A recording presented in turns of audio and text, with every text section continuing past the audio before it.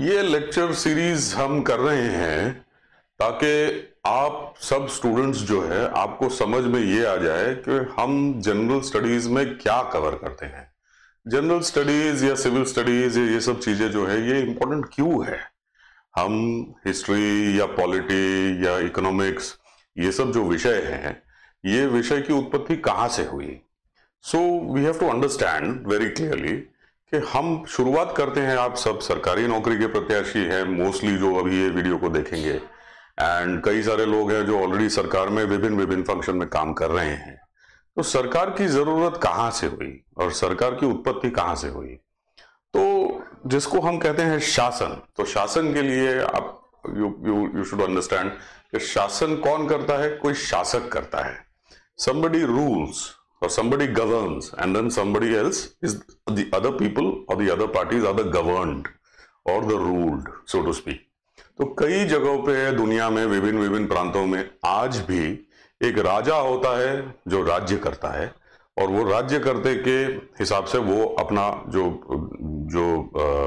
उदार निर्वाह है जनता की वो कर देता है। On the other hand you have a circumstance जहां पे गवर्नमेंट आ गया है।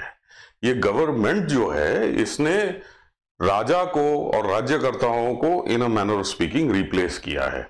ये गवर्नमेंट की आइडिया कहां से आई, कौन आया जिसने डिसाइड कर लिया कि भाई ये एक सिस्टम है गवर्नमेंट वाली या गवर्नेंस वाली जो जिसमें हम खुद को in a manner of speaking हम राज्य करते जो हमारे हैं उनको हम डिसाइड करेंगे कि भाई हमारे ऊपर राज्य कौन करेगा। तो ये जो सिस्टम्स है ये सिस्टम्स की उत्पत्ति हुई जिसको हम कहते हैं डेमोक्रेसी में। और सबसे पहले दो डेमोक्रेसीज दुनिया में, या तो फिर दो राष्ट्र ऐसे हम कह सकते हैं डेमोक्रेसी की तरफ जो मुड़े, वो थे America, United states of America 1776 में। ड्यूरिंग द सेम उसी दौरान आप देखेंगे तो फ्रांस में भी एक फ्रेंच रेवोल्यूशन हुई, और फ्रेंच रेवोल्यूशन होने के बाद में they decided that we will go down the path of democracy, जहां पे हम हमारे राज्यकर्ताओं को चुन कर लाएंगे, और वो जो राज्यकर्ता हमारे होंगे वो हमारे लिए कायदा कानून ये व्यवस्था को सेट करेंगे। और वो जब इन चीजों को सेट करेंगे, इनको वो यू कैन से इनको टेम्पलेट कर देंगे या राइट कर देंगे, उस चीज को हम कॉन्स्टिट्यूशनल लॉ कहेंगे या कॉन्स्टिट्यूशन कहेंगे। और उस कॉन्स्टिट्यूशन के नीचे हम सब we will be the governed.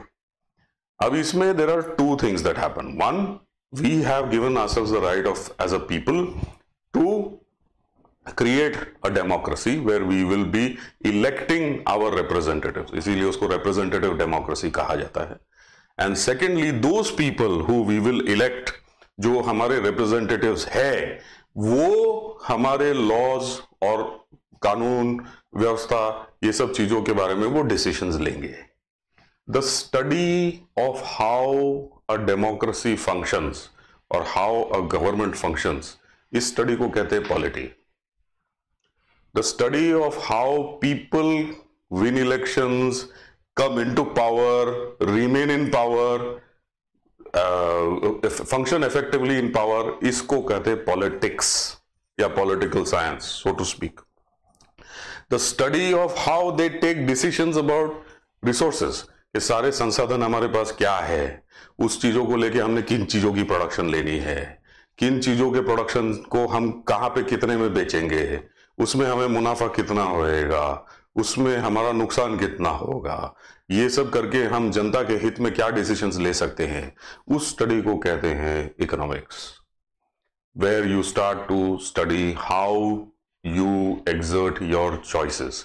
You have few resources, कम संसाधन है आपके पास में, उन संसाधन को आप कैसे अप्लाई करेंगे, लैंड को कैसे अप्लाई करेंगे, लेबर को कैसे अप्लाई करेंगे, कैपिटल को कैसे अप्लाई करेंगे, प्राइस का फंक्शन क्या है, एंटरप्रेन्योर किस तरीके से सोच के इन चीजों को अप्लाई करता है, या बिजनेसमैन किस तरीके से इन चीजों को अप्लाई करता है, शासन किस प्रकार के इसके ऊपर रूल्स लाती है, इसको कहते हैं इकोनॉमिक्स। जो आज तक होता आया है, कहीं पे कोई राज्य करता था, उसने किस प्रकार से अपने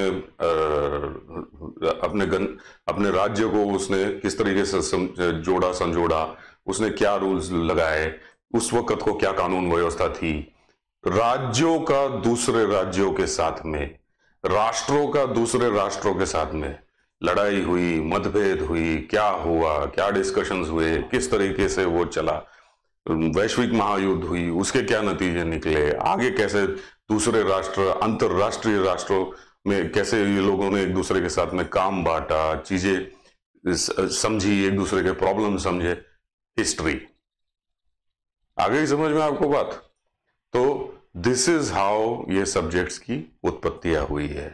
कहां पे कौन से रिसोर्सेज थे, कौन से टाइप के लोग किस प्रकार के लैंडस्केप से बिलोंग करते थे, किस वजह से उन्होंने अपने लैंडस्केप में, अपने रिसोर्सेज में वो डेजर्ट रीजन के थे, क्या वो जंगल रीजन के थे, क्या वो ऐसे कॉन्टिनेंट से थे जहां पे हरा भरा और एग्रीकल्चर का प्रोडक्शन ज्यादा हुआ करता था। ये रीजन्स किस प्रकार के रीजन्स हैं, यहाँ पे क्या क्या हो सकता है, उनकी पोटेंशियल क्या है, वहां पे मिनरल्स क्या अवेलेबल है, वहां पे जियोलॉजिकल रिसोर्सेस क्या है, तटवर्गीय सीमा क्या होती है, किधर तक है, कैसे क्लाइमेट इन चीजों को इन्फ्लुएंस करता है, क्लाइमेट किस तरीके से फॉर्म होता है, ज्योग्राफी। Got it? तो ये this is how subjects came to life, this is how हमने इन सारी चीजों को we have made it a part of our ecosystem, जहां पे हम जब पढ़ने का सोचते हैं या पढ़ाई के लिए तैयारी करते हैं या हम एक कॉम्पिटिटिव एग्जाम को अप्रोच करते हैं, तो उस वक्त को हमें ये सारी सब्जेक्ट्स, ये सारे जो सब्जेक्ट्स है, इन सब्जेक्ट्स का हमें बोध होना जरूरी हो जाता है। और आपको ये सारे सब्जेक्ट्स को आपको इंपॉर्टेंस देकर आपको पढ़ना है। पढ़कर you have to understand how to evaluate your own approach towards competitive exams.